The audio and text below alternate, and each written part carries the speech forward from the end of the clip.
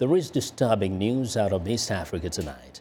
The European Union is suspending a multi-million-dollar conservation project in Western Kenya, citing abuses against local tribesmen, including the reported killing of a man earlier this week.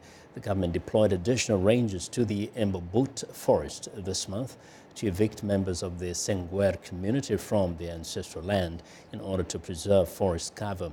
And Ruvaga has more.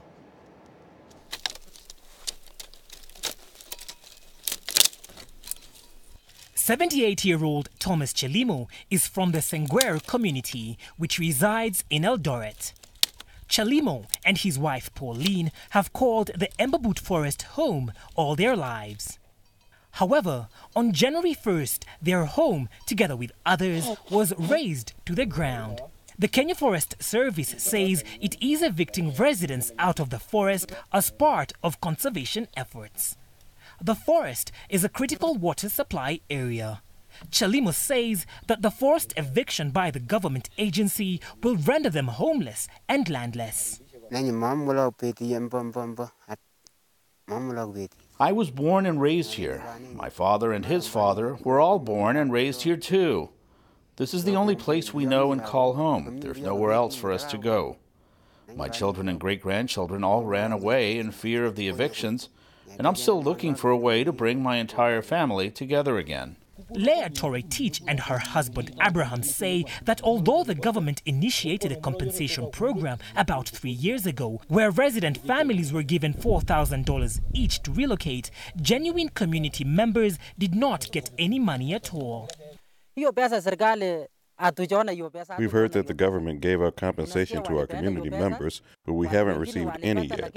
There have been claims that members of the community received payment, but this is not the case, and that's why we are still here in the forest.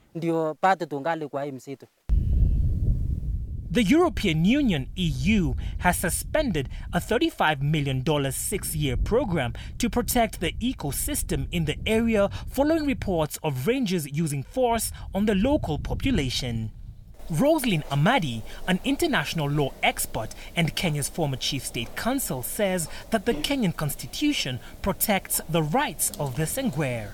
There is this dichotomy that if they are there, then they are destroying the environment.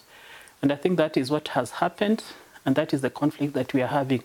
So whereas you have the right to preserve the environment for present and future generation, you also have the issue of development, and you also have the cultural rights of the people.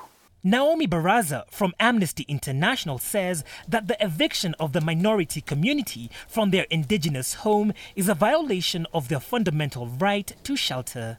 Kenya as a state is going against regional, international and local treaties that safeguard human rights, because the Sengwer issue, the rights of the indigenous people, rights to housing are anchored in our constitution, international law that Kenya is a treaty to. So it's purely a human rights issue, and it also affects the lives of the people.